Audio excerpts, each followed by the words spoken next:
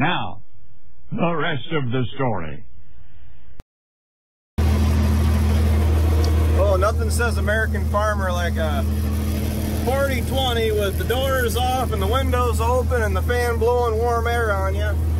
So we're out here at Ryan's place cleaning up a mess, and the spreader's still kind of hanging in there.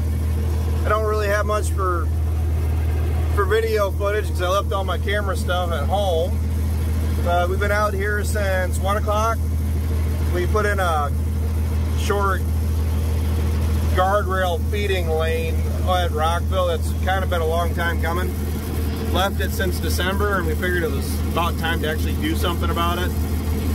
We're hauling on, well, the window's too dirty. Ryan didn't wash the windows.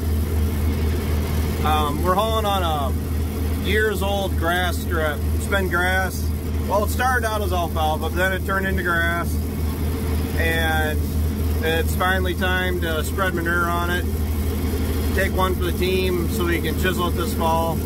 And we just really needed some place we could haul this manure out mid-summer. It really beats, it saves us time in the winter. It saves us time in the fall, because you're not hauling this out in the winter because you're feeding cattle in here. And the way our seasons are set up, basically you try to haul it out in the summer if you have some place to spread it.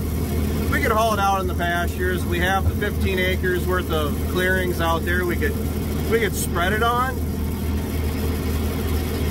but we kind of want the nutrients on the field where it belongs. I'd rather just get a dry fertilizer buggy and spread fertilizer on the pasture and then let the cows do their business out there.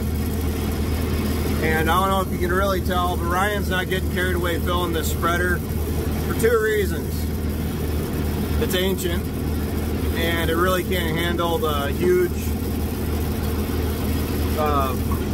loads, like packed on loads anymore. Just, if you want to start breaking stuff in this spreader, that's how you do it. Secondly, we don't have a top beater on it, and we're trying to run it also, it is going through the main beater. The web is set on slow, and I'm going 5th gear. So I'm not getting any real clumps that are out there, so it'll chisel a little bit nicer. We're trying to chisel it this fall. So random odd jobs that need to be done. I have that fed pack down at my place that I fed on all winter last year. He needs to be cleaned up, but that is another classic example of you need to find time during harvest, after harvest, and try to spend a day or two to get it cleaned up. Largely because that needs to be spread on the field too.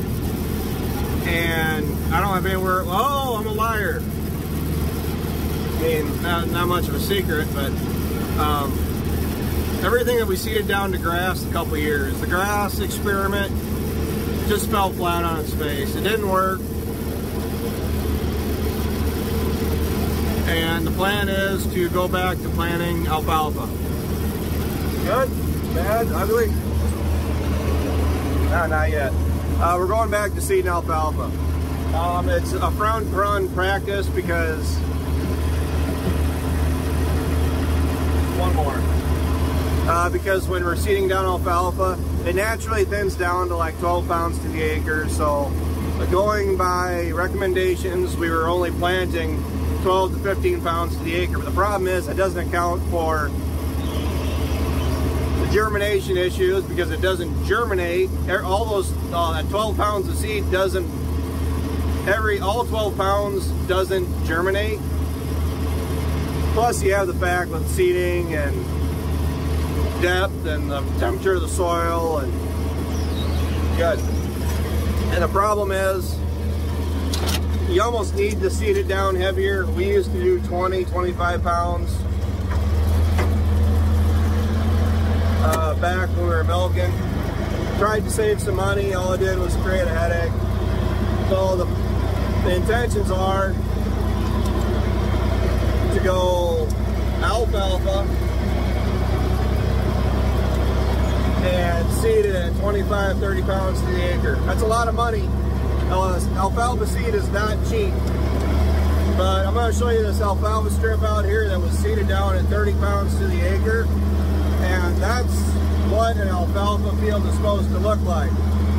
So I'm going to flip you around here. Need cell phone video. Hey, old girl needs a shower. But nothing like letting the old horses run. It really isn't that bad of a tractor for doing this. I mean, it's keeping hours off the 76. Feed lot needs to be cleaned out too, which 2 loads ain't gonna do much. And here's that new seeding strip. Seeded down with that coon drill. And the stuff just looks beautiful. Swallow that grass that we seeded in. It just isn't yielding. I mean, the grass down at the valley is treated a lot different than the stuff up at home. Because not all of the stuff down at the valley is considered feed. It's for production. When I say it's for production, it's intended to go down the road, have wheels put underneath it, before I consider it as feed. Because the stuff that I don't get made up is good quality, the best quality, gets fed to the cows. And that program seems to be working out really well for me. So I'm gonna actually get going here. I gotta shut the camera off. Put the 5th gear wide open and let the ponies run. But you guys are watching the rest of the story. That's your update. Take care, take it easy, keep in touch. I'll talk to you later. Oh, I guess real quick, I'll do this one-handed. Well, maybe not. Let's see here. Kind of stuff, throwback to the good old days. You're a teenager and you used to carry 6 buckets at a time. So that's that. That ain't gonna happen. It's already slipping. Oh, we're gonna make 2 trips then. So that's what that is. That's a new hay manger feed alleyway. Rocky's gonna make it to the front of the group here. And the sheep are being kind of annoying. But good way for it to make a one-man person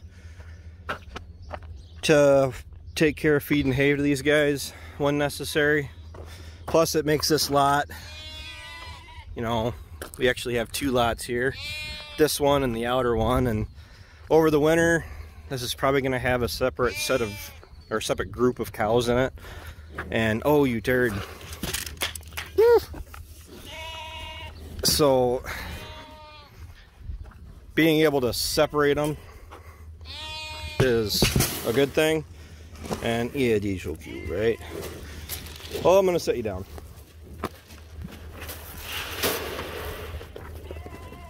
Right to the bucket. You know, and these guys are pretty tame. You feed them corn like this, they're gonna mellow out. The problem is, every cow that you see in here, almost, like 60% of all of them, not that, I just threw out a random number, but some of these girls are on some thin ice. I think these two, and Big Berta over there, which you're looking into the sun, you really can't see. And these guys really don't have much of a story to them. Hey, Rocky. Really don't care for you to be getting much corn, but you know, everybody says that the bull is the one you got to worry about, and by all means, the bull can very easily kill you.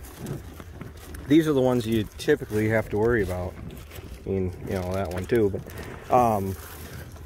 but pissed off mama cow is probably just as, if not a little bit more dangerous than a angry grizzly bear protecting her cubs.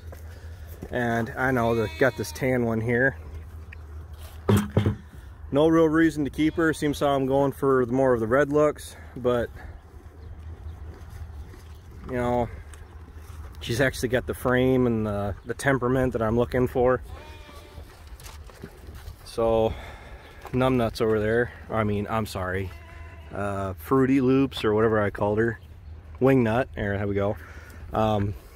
She irritates the heck out of me, but whatever. You can tell they've been on grass for a while. I opened up the pasture. My mom opened up the pasture, and they've had access to that for about 2 weeks, the day after 4th of July, and whatever today is, so a week and a half.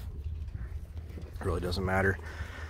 And they're out laying in the outer shed during the peak heat of the day, and they're getting all covered in manure and mud, and it's not the end of the world, but the free ride's about over for some of these guys. I'm gonna preg check them this fall.